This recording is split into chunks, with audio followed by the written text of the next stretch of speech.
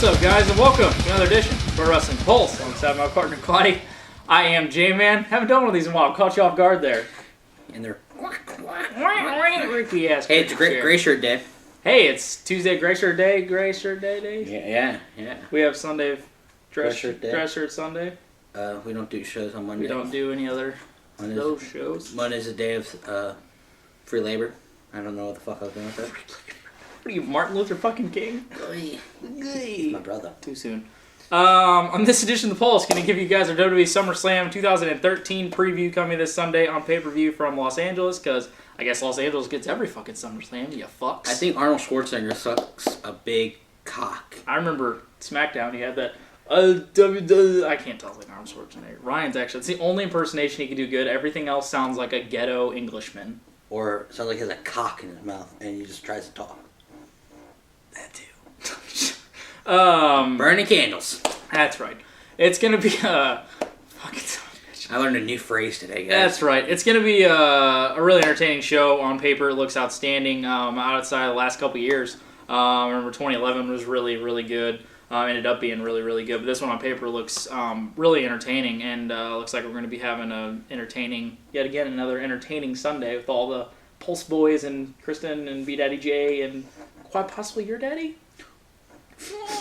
Don't want daddy. And I probably have a championship to obtain from that person who has it right now. He'll be going by that. Be a different name on that soon. Yeah, looking like it's a great show here. Blind cat can pound mice every once in a while. Every once in a while? Yeah, come on. Okay. But yeah, it should be some good stuff here Sunday, and we're going to run this down for you. Before SmackDown. This is before SmackDown. As we say, it is Tuesday, Gray Shirt Day, so we're doing this on Tuesday. Depends on when I get it up. Might be able to get it up after we go to the Cardinal game. Cardinal game later tonight. Little birdhouse adventure. Little birdhouse adventure AC day. We may have to put this on Quaddy's page somewhere. I don't know. Maybe, you never know. But we are going to talk about the pre-show here because we told you after Money in the Bank, which was the last pay-per-view, yes. After that Shield and Usos match with the tag titles, we're like, all right, we're going to talk about the fucking pre-show now because it's finally worth talking about. If the pre-show match looks decent. It does, and this one looks extremely decent. A little bit more than decent, I would say. We have the pre-show matchup here for the United States Championship between champion Shield member Dean Ambrose and Rob Van Dam. We must mention that on the pre-show it is going to be an hour. Last time it was on TV, which was fucking awesome, before on the channel that we get before he goes on to pay-per-view. It used to be on YouTube. They have it on WWE.com as well, but hopefully it'll be on TV because that makes it a lot easier. So you don't have to fucking all bundle up with 9 of us around the fucking TV to watch that because we'll probably end up covering it too. Yeah. But Shawn Michaels is going to be on the pre-show with a little, announce team that they got there. The little thing they do up in the corner of the arena, I think with Booker T and Natalya. Just random. But Natalya's in a match, so she's doing double duty here. If you watch that great show, Total Divas, that rigged fucking bullshit, retarded ass shit. J-Man likes it. I don't like it. I watched 2 shows and I'm like, wow, you could see right through it. It's fucking ridiculous.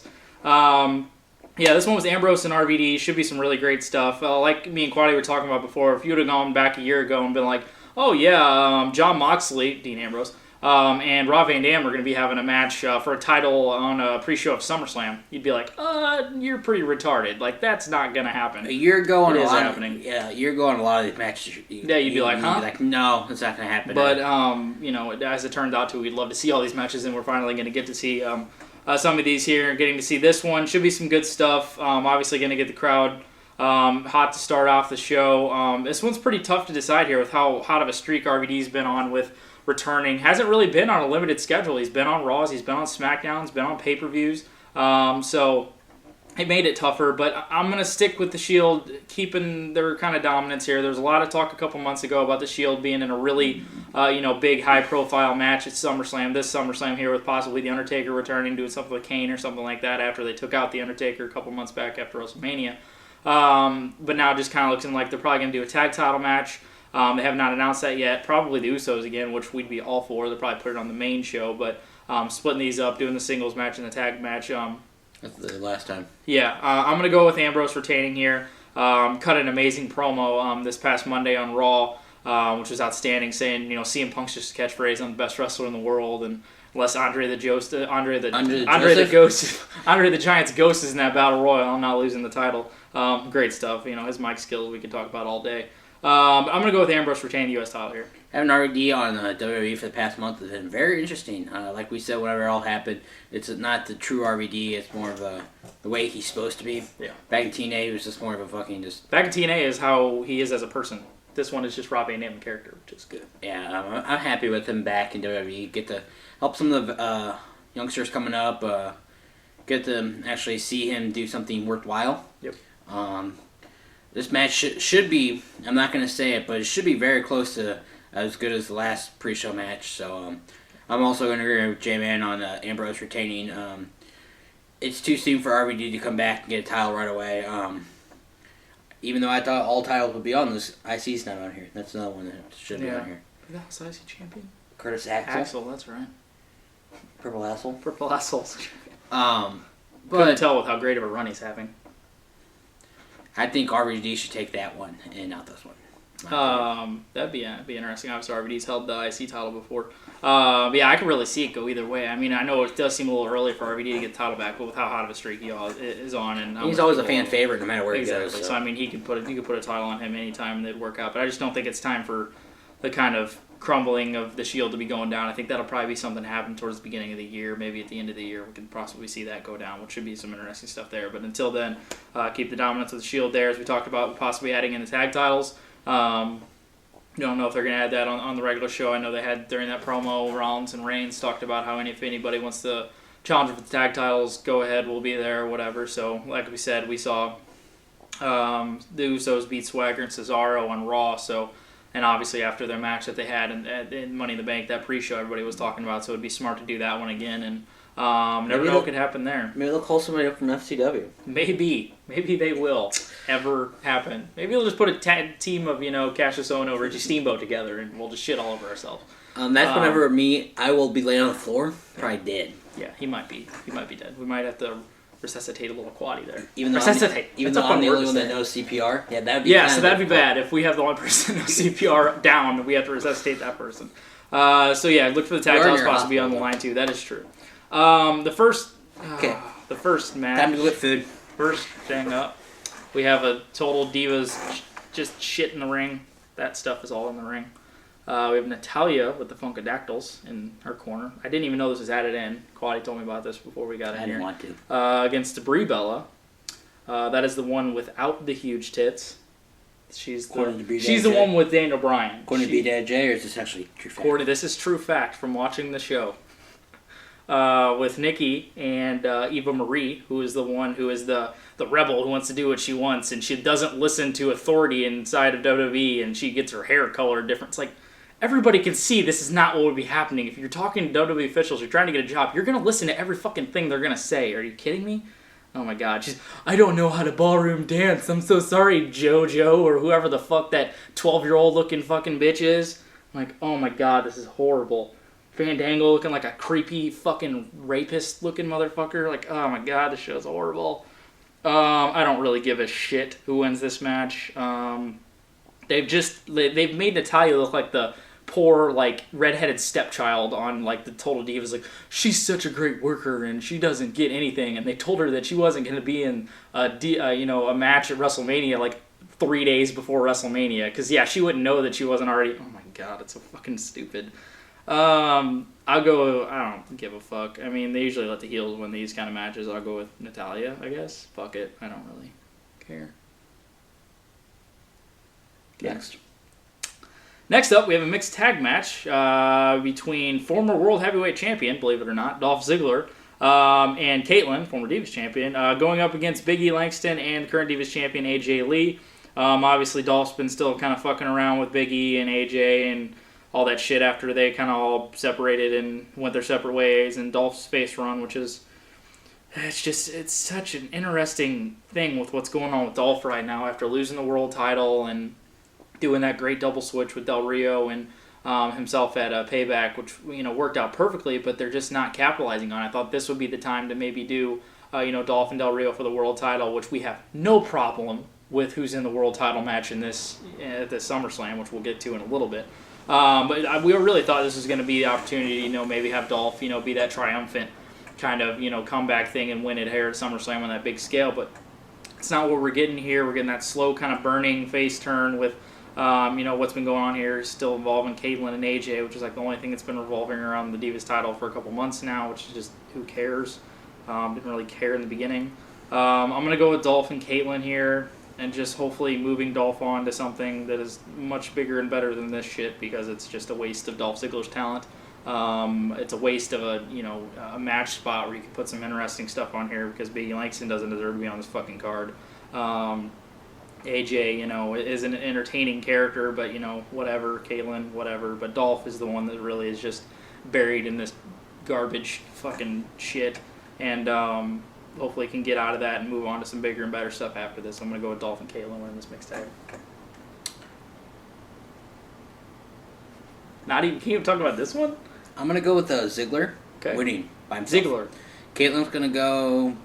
do some squats in the corner. No, she's going to go some lesbian fun with AJ, and Biggie Langston's going to be distracted by some fried chicken and fruit punch. Okay. Hopefully no one in the crowd throws a banana out there. Yeah. Yeah. Hashtag Adam Jones. Baltimore Oriole. Because if you haven't heard that one, go watch Sports. He was very, very heartbroken. I'm a fan of Adam Jones. I would not throw a banana at him. I'd probably throw a baseball for an autograph, but not a banana. Yeah, hell yeah. I'd probably eat banana. Good protein. I think they're high in fiber or something. Something in that. Some shit like that. It is true. So, these two... Are we ready to get the good part of the good part? What? Excuse me? These first two matches, I hope they go in this order, because this get it out of the way. It's like ripping... Actually, it would be a horrible way to start the show, but get it out of the fucking way. One of these is going to be buried in between probably the main and sub-main. I think we could add one of these to the pre-show. I think we could take the time off, probably both of these. This is what we talked about. Ambrose RVD main card that shit. Don't put that on pre-show. Put the mixed tag on pre-show if you want to even do that. Take the fucking garbage Natalya Brie Bella off there and put the tag titles on there. So you just have a great main card and you have a whatever kind of, mixed tag for your pre-show, and then you have a really solid match that you have as your pre-show now, but whatever. That's fine.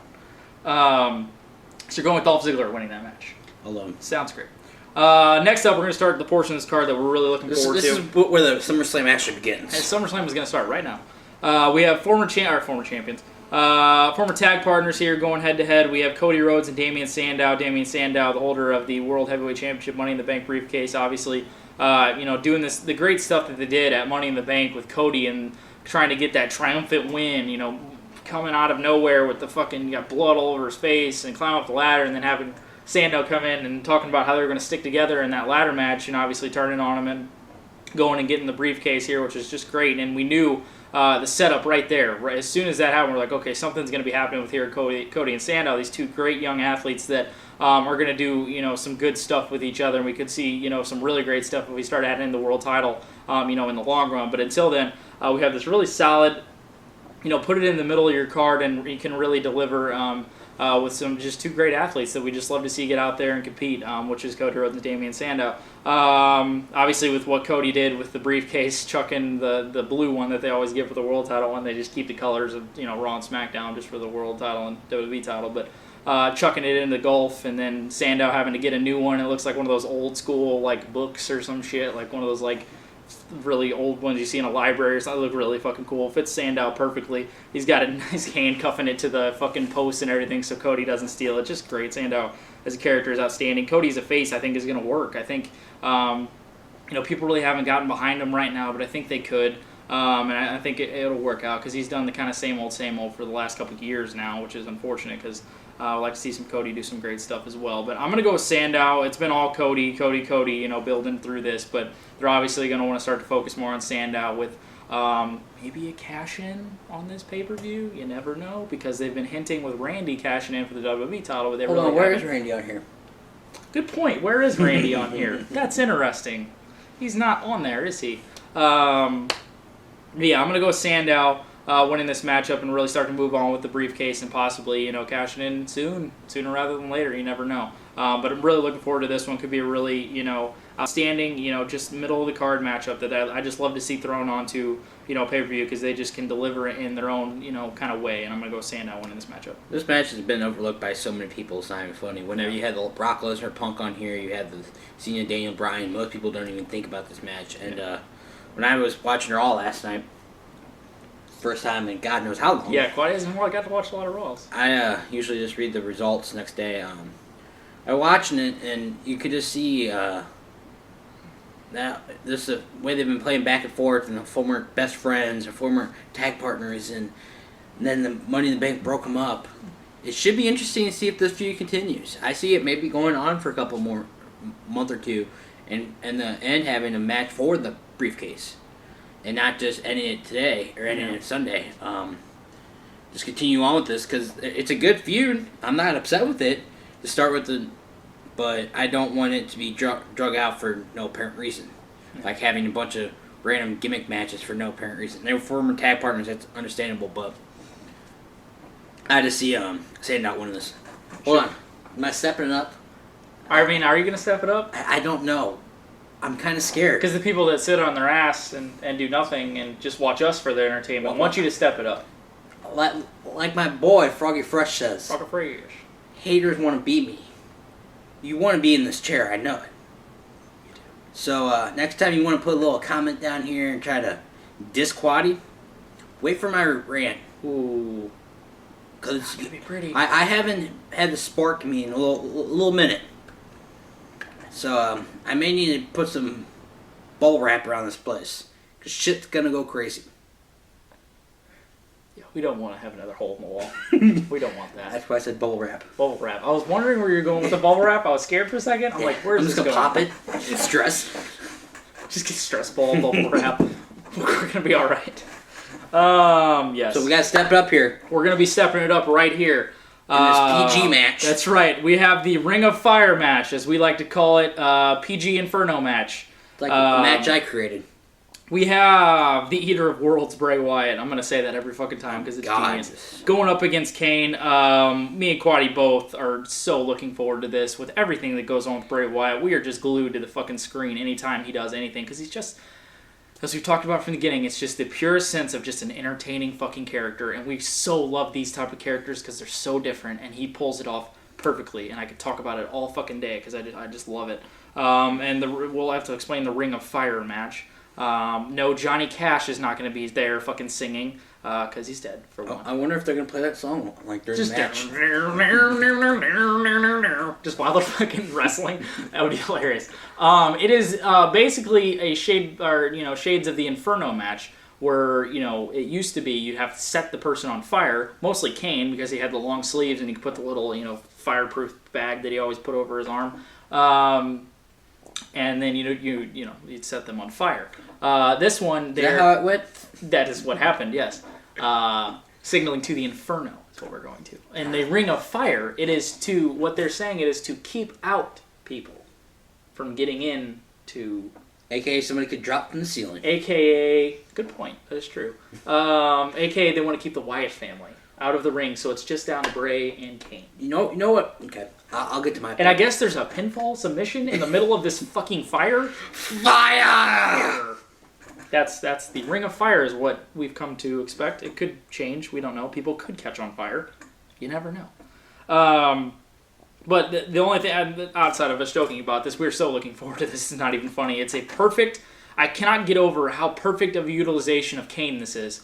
This is the perfect way to use Kane. And outside of all the stupid shit they used to do with him and that they've done with him, obviously the stuff they do with Daniel Bryan was entertaining, all that kind of stuff. This is how you utilize Kane in my eyes, because I think you could help build up these type characters with a Kane. You could help to build up these type characters with an Undertaker. Those type characters feed off that and can build their own character and can make it bigger and make it what they want to make it with established people like Kane. And how his character is and how that feeds off of Bray Wyatt and what he's doing and, with the Wyatt family and all this kind of stuff. It fits perfectly. And having Kane be the guy who's always the creepy guy laughing and being like, I'm going to fucking kill you. Bray Wyatt's sitting and you turn the camera on him, he's sitting there laughing with his fucking arms sprawled out ready to go too, which is, they feed off each other and it works perfectly. And I just can't get over how, this is how to utilize Kane, because he helps get people over. He's always been there to be that kind of guy, and that's how understated a Kane is, but he works perfectly in these kind of in these forms, in this kind of fashion. I just think it's perfect for that. And Bray Wyatt, we can't say enough about. This character is just so brilliant, and once we finally get to see him get in the ring and people might be doubting what his ability can be in the ring, those doubts will go away, because he's a big boy, but he could fucking move, and he's going to be able to work with Kane. And, it might not be a fucking classic here, but it's going to be something that fits to building Bray Wyatt's character, and I think that's what this is for. It's almost like one of those episodes on a great TV show that maybe not be the one that goes like, holy shit, that was fucking awesome, but you may have those episodes that you have to get to those holy shit, that's fucking awesome. So this is one of those episodes where it's like, that was pretty cool, but it helped to build to what is going to be becoming of the character that is Bray Wyatt. And I think this fits perfectly for this, putting this on SummerSlam, the way they built it, and having Bray Wyatt come out and attack everybody and telling Kane to follow the buzzards every time and stacking people up and shit. It's fucking outstanding. I cannot say enough about it. I'm obviously going to go with Bray Wyatt getting the win here, and as I said, continuing on with this character into what the greatness that it will become. These two have worked hand in hand so perfectly, it's not even funny. Whenever we first saw it happen when Bray Wyatt took out Kane before Money in the Bank, we were all just kind of speculating, maybe Kane's going to do this, Kane's going to do that, and then Kane is coming back, and they kept going after each other. It seems like Bray Wyatt wants Kane to join, which would be crazy. Like J-Man said, it's going to be where nobody can come in. But like I said, maybe they'll have a blackout and somebody will return. Mr. Taker. I know they don't want to push him back, but that would be very interesting to have Taker come back and feud with the Wyatt family with Kane. I mean, it'd be fucking disgusting. I just think it's a little too early for Taker. They're talking. I think if they wanted Taker there and he could be there to work, I think they would have him there to work. Because they'd want a name like Taker on that card to build for something. But it'd be fucking sick as hell. Well, let's see. PG Inferno match, I'll be... PG Inferno match. I'm down. Hey, we're all down for it. It's going to be interesting to see Bray Wyatt. Hopefully, my thing is with this match and people and the fucking sheep and the bastards that want to start the Husky Harris chant, I just don't want that. It's past characters. Are you going to start chanting old Kane characters? No, because you guys don't know what that is. So, you're going to start... It's just unnecessary, so I just hope this match gets time and is actually worthwhile. What you know about that fucking Isaac Yankem? What you know about that? What you know about that? What you know about that? There you go. What you know about that? Go get your teeth checked, bitch. There you go. There you go. There you go. What you know about that? Everybody Wikipedia. Isaac Yankem. Holy shit, that's Kane. How do you spell that? How do you spell that? Kwani, step your game up. Ooh. Fuck you. Fuck yeah. Step my game up. Step your game Your up. motherfucker's gonna want to step off. Ooh, Get off, You're man. gonna want to step out of the way before a foot goes up your ass. Get off, man. Before a stick goes up your arse. Get off, man. Get off my ball. Time to get serious, yet again, if we haven't gotten serious already. We're not stepping it up. We're not stepping up. We're going to step it up right here. We have the World Heavyweight Championship on the line when champion Alberto Del Rio goes up against the number one contender, Christian. Who? The number one contender for the World Heavyweight Championship, Captain Charisma Christian. One side, he's on one side. I'm going to guess this side? Yeah, we guess that Guessing that side. If it's Del Rio, it's still cool. Christian, what? It doesn't matter. It doesn't really matter because Christian's in the World Title match. That is true. Seeing that matchup, the triple threat on SmackDown a couple weeks ago, or was it last week? I don't know. A week or so ago, something like that, with Van Dam. It was 2 weeks ago.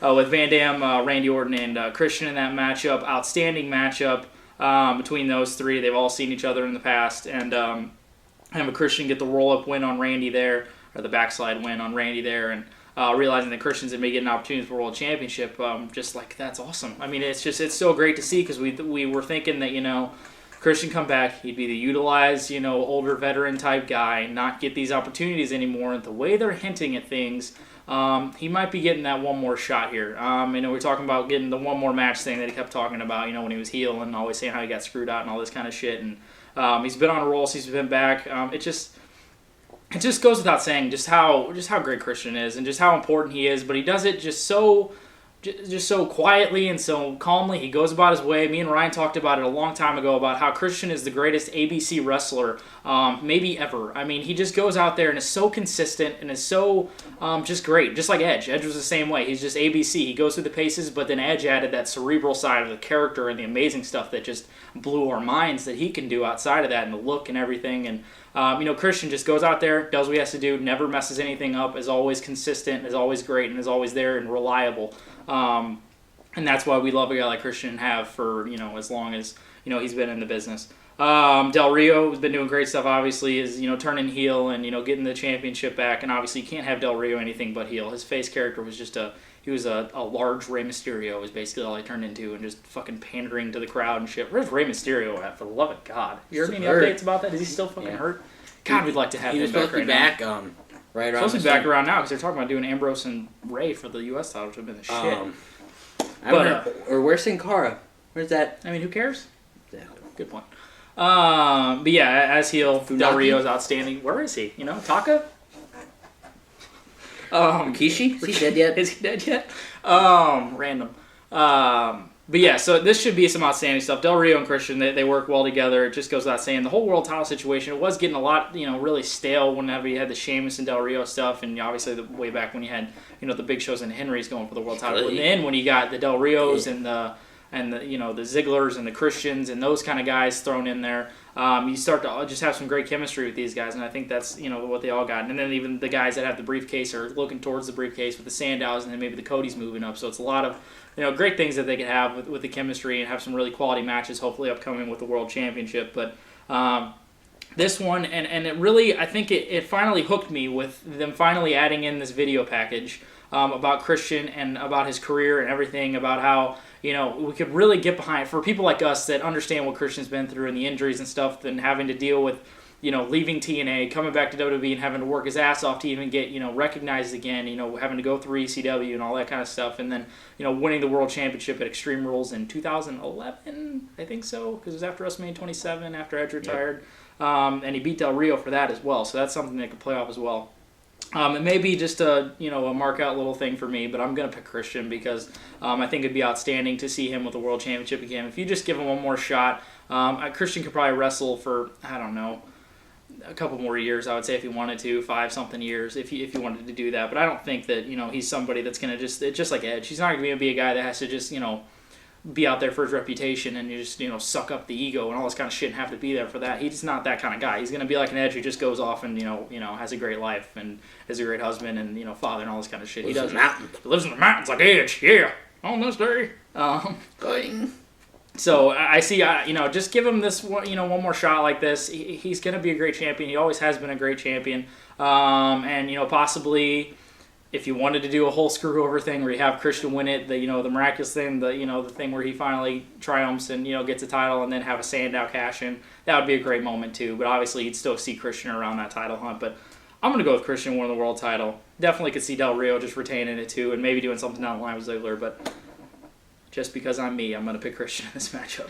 Like J-Man said about the pre-show match a year ago, if you said Christian was going to be in the world title match, all of us would be like, no, he's probably going to go to TNA, he's probably going to retire and pass his time. And then when he came back and won that triple threat, which kind of shocked everybody, I think, caught everybody a little bit off guard because we were all thinking one of the other two, RVD was probably going to win it, with, like J-Man said, with the hot streak comeback. And Christian does that backslide, and I remember watching it and then reading that and going, wait, he's going to be in the what? Yeah. And I was like, this is interesting to see where it goes. And then just that video package they showed last night and the way he acted after Del Rio came in is like, said something in Spanish. I hit my SAP button, I guess. Yeah, I think he said how, because Christian was saying how he's going to get one more match or whatever, and he said after SummerSlam you get no more matches or something like that. I think that, because they talked to Cole, because Cole knows how to speak Spanish. You know that? Like I said, I hit my SAP button. There you go. Because Cole he adopted kids from Russia or something, or I watched him. What did he adopt from? He watched adopt from somewhere. Some fucking place. But the way he acted in the video package, I think he's gonna get this. I think he's gonna get at least another little title run here. I think he's about done. I think he's probably gonna follow in Edge's footsteps, about to hang him up. He's had a good career. I don't know about a Hall of Fame career, but he's had a really decent career. One that's gonna be probably in everyone's mind just because of the liar matches. So, I pick Christian wins also. Yeah, I mean, it could go obviously either way. If you want to keep going with Del Rio, that would work out too. But it's kind of like one of those things. If you throw it off Del Rio, you put it on Del Rio. It really doesn't matter either way. It's different with some people when you throw it onto them, especially with the world title. But with what could be happening with Sandow in the future, you're not going to have Sandow cash in on Del Rio, the heel thing. Ziggler's not even look like he's going to be doing anything around any title anytime soon. So putting on Just Christian Divas makes title. sense. Maybe the Divas title. We'll have Dolph Ziggler win the Divas. Fucking idiots. What's the Cruiserweight title at? Come on. Yeah, no shit.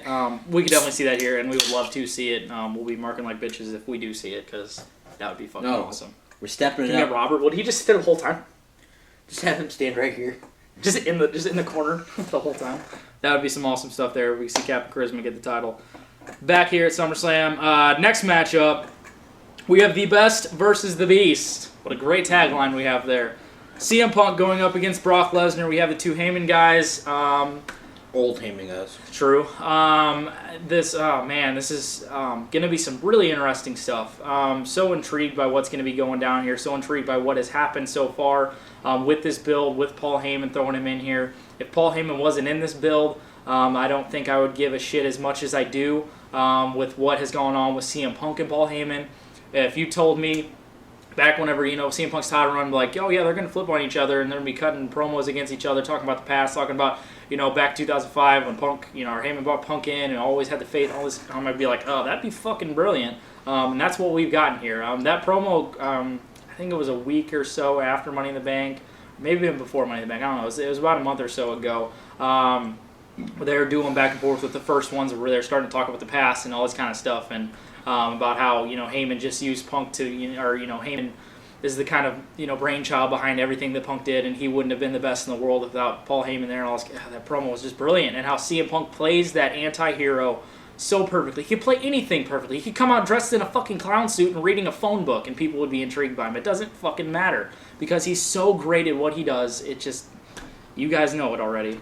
And he plays that character perfectly. If you want to flip him heel, obviously he's the best heel in the business if he's ever going to be fucking heel. And then he could flip to be that anti-hero in a blink of an eye and play that perfectly to where, like, he has that mentality like, I'm going to do anything to get you and all this kind of shit, but not be, like, pandering to anybody. He's going to do it for himself and all this kind of shit and get back to where, he's meant to being as WWE champion, as the best in the world. So that whole build with, Punk and Heyman alone was fantastic. And adding in Brock for all the physicality and coming in, and CM Punk got busted open like every fucking time they got, physical in the ring and everything, and, Brock being the perfect kind of like letting the fucking beast loose and, having for, Heyman to, come out there and protect him on anything, and Punk having to get through Lesnar to get to Heyman and all this kind of, it's outstanding and should be just an absolutely intriguing match. It seems like every Brock Lesnar match over the past, year or so since he's returned has just been really intriguing because we don't know what we're going to get out of it. We just don't have a clue what's going to happen with these Brock Lesnar matches because you get him in there with different people. You got him in there with Cena.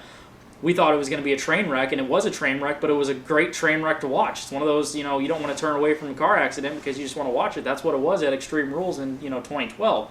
The Triple H matches we thought were going to be garbage. The one at SummerSlam was fucking garbage last year. But the WrestleMania match was really good. So, I mean, you don't know what you're going to get here. And when you put a guy who makes you work 1,000%, which is a CM Punk because he, expects absolutely nothing less than that, and a Brock Lesnar, it's one of those things where it was like back in the day with Shawn Michaels getting in there with all the, the huge guys that were the, insurmountable odd things, and they just made him work perfectly because that's what CM Punk is. He's one of those, the smaller type guys, but he makes you work. He'll put it on the ground. He'll break you down to make you not seem so big, and that's exactly what Shawn did in the past, and using his high-flying stuff and quickness, and you'll see Punk be running around throwing kicks and everything to try and, evade, evade, is that a word? Try and, be evasive.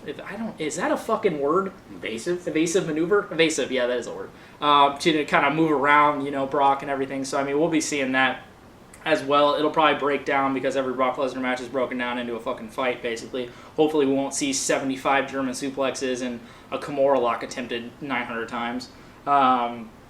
But outside of that, going to be some great stuff. Having Heyman on the outside interacting with Punk, going to be great as well. CM Punk's going to be getting back on a roll here and hopefully getting back to, hunting for the WWE Championship again. We could hopefully see that going into the future. And with that being said, you have to give CM Punk the win here. I know it probably would surprise some people because you think, Brock's got in every match and is being pushed to something, but we don't know what Brock's being pushed to. He's just utilized as Brock Lesnar right now, but it seems like there's an underlining, thought process here with what's going on with Brock, but we haven't seen it yet. And until then, you have to give the win here to the guy that's going to be there, and not the guy you bring in for these specialty type matches. You don't take the heat and run, which is a big wrestling thought. You never want to have a guy that's just in here for a few seconds, win a match or something like that, take all that and leave. You don't want to do that. You want to give that to CM Punk here. Make him fucking tap out to the Anaconda Vice would be my dream fucking theory here, but I don't think that probably will happen. He'll probably break down and do something sketchy, but I'm going to go with CM Punk winning the battle of the best and the beast. Whenever all that shit happened at Money in the Bank, when the ladder was thrown and bust Punk up pretty bad, we really didn't know what to expect and what was going to come out of this. We tossed ideas of Axel, Lesnar, anybody. And Lesnar was the only one that would make any sense. And then with this build-up between Punk and Heyman, just a back and forth, and these great promos, pretty much promos of the year, no matter which one it was.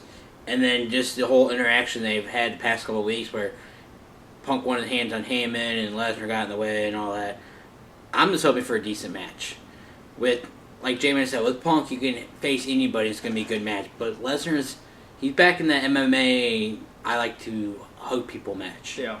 And I think Punk can keep his ground, but it's going to be back and forth, I guarantee it. And I hope it's nothing sketchy, and I hope the winner just gets a clean win and nothing like a DQ or any of that bullshit. Who's going to win this? I have a feeling it's going to be Punk. I think Heyman's going to screw Lesnar too, and then that's interesting. Do something down the line with somebody else. I don't know. Maybe he has somebody else up his sleeve. But like we said before, a year ago about this time, we said Punk and Heyman were going to have promos against each other. Would you believe it? Probably not, because you'd expect them being together for quite some time. Or Punk versus Lesnar. Punk versus Lesnar, no. Not really expecting it. It was something we thought of, but now they're finally going to do it. And it's unpredictable. It's so, like we said, any Brock Lesnar match, it's just so unpredictable now because you don't know what you're going to get out of it. It's just something where you got to keep your eyes glued just because you don't know if it's going to be horrible, if it's going to be okay, if it's going to be great. You don't know what's going to happen here. And when you're getting in there with the best wrestler in the world, it's probably going to be great because he expects nothing else. And I think they could pull it out of him, and they'll get together and they'll figure out a way to make this work. And I think that's what it's going to do here. That's what WWE needed to do. They needed to become more unpredictable. They didn't need to become follow the dots and you get this match, you get the winner of that match. Yeah. These matches, if you actually sit down and look at the cards, not reading anything on the internet, not listening to what other people say, sit down by yourself, you watch any kind of professional wrestling, and pick these, it's going to be pretty hard because you can go, well, they can go this way and go with these guys, they can go this way with these guys. They've got the foundation built well for the unpredictability there, which is, that's for sure. I hope these bastards don't start fucking blowing up our shit with spoilers. I don't need that shit. Next up, we have the main event for the WWE Championship with special referee Triple H, the COO, in charge of this matchup here. We have champion John Cena going up against the hottest thing in professional wrestling, Daniel Bryan, and has been for quite some time. As we talked about in the topics video, as we've talked about pretty much in every episode leading into this, how much for the longest of times that we have been looking forward to a John Cena-Daniel Bryan matchup. Before Daniel Bryan was even in WWE, we've been looking forward to this matchup because it's the complete polar opposites, and it works so well. It worked with Rock and Austin. It worked with Punk and Cena because this is basically the same thing. Punk and Daniel Bryan are cut from the same cloth, and that's what you're going to get here. And every single one of those matches was great, and this match is going to be great as well. Hopefully no shenanigans get involved and make it a little sketchy, but the build to this really didn't need to have anything because we were so intrigued. We would have bought it off of nothing, not even going out there, hey, I'm going to face you there because it's going to be a great match. Okay, I'm going to face you there because it's going to be a great match. The title's on the line. Okay, that's fine. It's going to be a great match. It doesn't really matter because we know what we're going to get out of this. But then they decided to, add a little build to this and start to get really fucking interesting with having Daniel Bryan cut the promos that we would write for him to want to say to John Cena because he comes out there and starts ripping off his shirt and doing the beard is here instead of the champ is here and pointing up to the beard and saying just exactly what we have said for the longest time, especially when you start to add in a facet of a Daniel Bryan of how Daniel Bryan is the quintessential professional wrestler, especially of our generation, and John Cena is the quintessential gets said that he's not. He's the kind of parody of professional wrestling. He's the guy that is just pure entertainment and fame and all this kind of stuff, and the guy that's the poster child and everything. And you put Daniel Bryan on a poster, most people wouldn't believe it. We'd want it on our poster, that's for damn sure, because it means professional wrestling. When you see Daniel Bryan's face, that's the first thing you think of. When you see John Cena's face, that's not the first thing we think of. But a couple weeks ago, we got hints of what we're going to be getting here, and then this past Monday on Raw, just outstanding on that Miz TV segment. And I just need to say one line, because I need to say what Daniel Bryan said.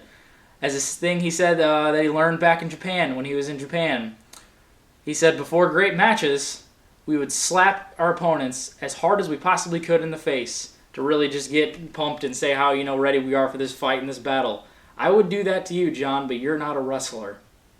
Are you fucking kidding me right now? That's fucking genius. And just saying how, how much the WWE title means to a Daniel Bryan and how much it means to professional wrestling, and how John Cena doesn't deserve to have that championship, and how he's had it 11 times and all Daniel Bryan wants it is one time. To just say that when the WWE champion is in the ring as Daniel Bryan, that's the best wrestler on the planet and in the world with the WWE championship. And that's exactly what we would say too, because that's exactly how it is. So the build turned out to be outstanding. Didn't even think it was going to get to that, because it's the same exact thing they did with Punk and Cena. Because, like we said, Punk and Daniel Bryan are cut from the same cloth. So it's the exact kind of things that they'd say. They worked their way up through the indies, being known as outstanding wrestlers, but never being known as, that John Cena poster boy kind of, the fucking greatest thing of your company and all this kind of shit that you suck the dick of. And, that's what John Cena's been. John Cena comes back with the same bullshit promo that we've heard a million fucking times. You can make fun of my t-shirt, you can make fun of my shoes, but I do it for the retarded kid in the front row or the fucking whatever, all this bullshit.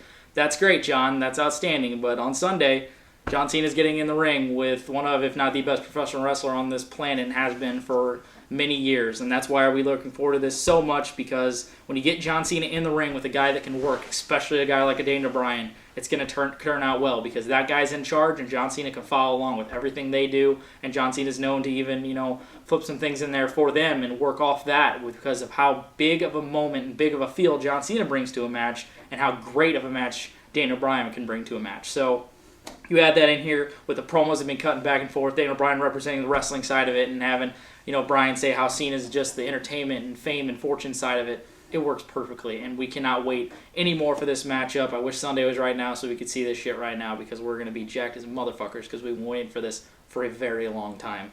Winner of this, fuck it. Daniel Bryan's going to win this match. He's going to be the WWE champion. Of course he is. Obviously with hints of Randy Orton cashing in. If they were going to have Randy, that was the talk of, have Daniel Bryan win and have him actually beat him and all this kind of shit, and then have Randy cash in and fuck over Bryan and, eventually turn Randy heel. All for that, by the way. Haven't talked about that a million fucking times.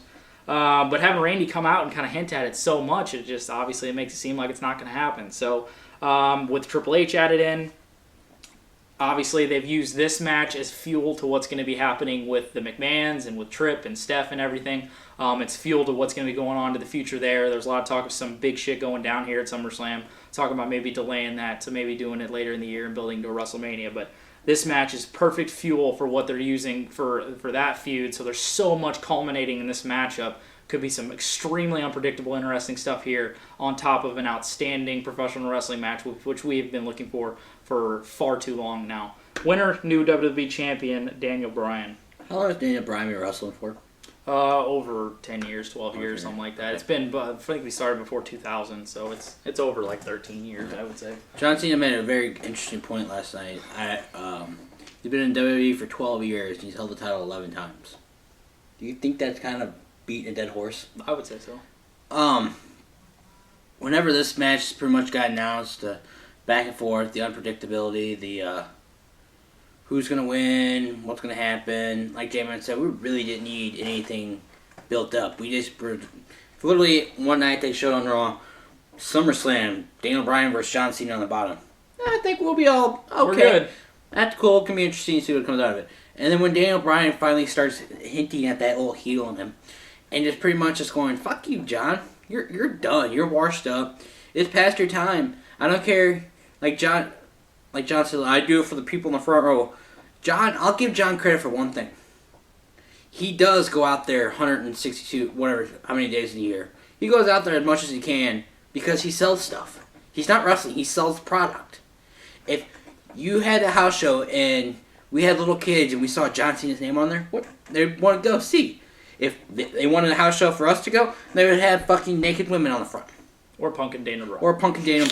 Probably a little both. Probably a little both, yeah. But John Cena does all that Make-A-Wish stuff, and I'll give him that credit. I'll give him that credit that he reaches out to the kids. Daniel Bryan reaches out to the true wrestling fans. He will sit there and go, okay, you see what I can do back in Ring of Honor. You saw what I can do coming up. You saw what I did at the beginning of my career. Win the Money in the Bank, win the world title, beating Big Show and Mark Henry in the Royal Rumble cage match. Just stuff like that, beating all the odds. But he doesn't do it like John Cena does it with the 5 moves of doom. Daniel Bryan will literally kick the crap out of you until you can't move. That's what Daniel Bryan does. That's true wrestling. If I had to go walk up to a non-wrestling fan and show him Daniel Bryan wrestling and John Cena wrestling, what would be true wrestling? What Daniel Bryan does. And then with all these people that are saying, oh, Daniel Bryan can't handle it, Daniel Bryan can't do this. Have you ever watched Ring of Honor back when Daniel Bryan had a title? That motherfucker wrestled. I have his DVD, wrestled with one eye, and he still pretty much carried almost a 5-star match. Yep. And John Cena can't carry anybody's 5-star match jockstrap? Come on. Has to get carried to the 5-star match. You can't do shit. Yeah. Daniel Bryan will win this. We'll mark out like bitches. And the true wrestling will finally come to WWE. Hopefully this table is not just like all vaulted up to the side of a fucking... Yeah. Yeah, it's going to be some great stuff, whatever happens out of it. A lot of unpredictable stuff happening on the SummerSlam with a lot of setup things that could be some really great stuff, and we're all looking forward to it. And we're all not here right now, but all the other guys that aren't here right now, and Kristen as well, we're jacked as motherfuckers for this pay-per-view because it's going to be some great stuff. The SummerSlam's usually time for a change. We'll see what it comes out. That is right, because getting around to that fall time, the whole seasons are changing, and now it's time for WWE to maybe start changing up too. And WWE needs to step it up because football season's right around the corner. That is right. They're going to be challenging Monday Night Football coming up soon as well. Random tangent off that. But yeah, should be some great stuff here. We're really looking forward to a lot of portions of this card. And yeah, it's going to be some great stuff. This one I'll wrap up. Our WWE SummerSlam 2013 preview. Be sure to check out our review after the pay-per-view Sunday. From my partner, Quaddy, he ain't going anywhere. You motherfuckers better get used to him. I stepped up today. That's right, he stepped it up. Step the game up, motherfucker. Oh. Haters just want to beat me. That is all you guys can do. That's right. Wait till Sunday. There may be a surprise that you will never have. Oh, shitters. Coming. Now they're like, oh man, I hate this. Oh, I gotta keep watching. Oh. Hey, you see this little box down here? Mm-hmm. This is like right here. Yeah, it's for viewers, and every time you little sheep watch, it goes up 1 or 2 or however many times you watch it. They'll be there. As soon as this video is up, they're like, shitting all over themselves. I have my regulars. I watch it. Kane Cub, Kyle 965. Yeah, all our true people. There's only like 4 or 5 assholes out there out of the whatever 500 views. That's fine. You'll just wait till my rage. You'll regret saying whatever you said. That's right. Quality will rip a new a-hole. Think you pop your ass off. That's right. Listen, I'll wrap up, like I said, our WWE SummerSlam 2013 preview. Be sure to catch out our review after the pay-per-view Sunday. For my partner, Quaddy, I am J-Man, and thank you for watching another edition of Pro Wrestling Pulse, the pulse of professional wrestling world.